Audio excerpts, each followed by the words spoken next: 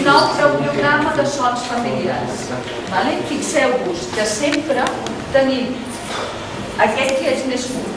Hi ha representades només les freqüències més importants per la parla. I aquest serà el que si mai aneu al metge i us fan una audiometria o quan us traieu el carnet de conduir, és el que veureu. De 125 Hz fins a 8.000 Hz. Acostuma a ser les freqüències més importants perquè nosaltres entenguem el que ens diuen. Perquè els sons de més amunt i els de més avall, encara que no en siguem conscients, ens situen en el món. El nostre sistema vestibular, que està connectat amb la còclea, li comunica informació al nostre cervell d'aquestes freqüències. I jo sé que estic dret i que m'estic agafant les mans i que això fa soroll i està davant. Però en canvi no en soc conscient tota l'estona d'això. I llavors el mateix, mireu, una moto, 80 decibels, 90 decibels, això si no la tenim tocada.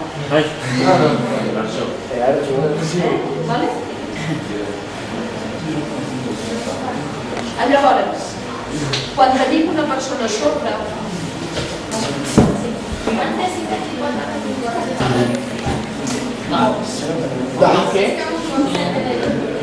no, però 120 decibels quan peta sí que pot arribar.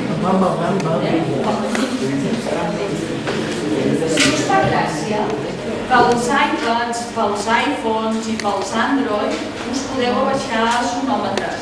No estaran calibrats, però haurien de dir que són, Així n'hi ha de gratis, no ho heu de pagar.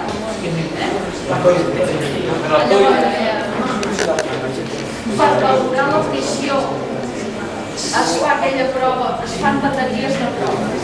La que fem nosaltres al FREDA és l'otoscòpia, que és mirar com es fa aquell conducte auditiu per saber si hi ha un tap de cera, perquè si hi ha un tap de cera l'audiometria ens sortirà més fàcil. La impedànciometria per saber la mobilitat de la caixa timpànica si és correcta, per què? Perquè si aquella caixa està plena de fluid o la trompa d'Eustaqui està obstruïda, l'audiometria també ens sortirà més baixa. Quan passem a l'audiometria de tons purs, en aquelles freqüències i en aquelles intensitats que heu vist abans, això ho representem amb un audiograma, que és una gràfica on hi ha intensitats i freqüències.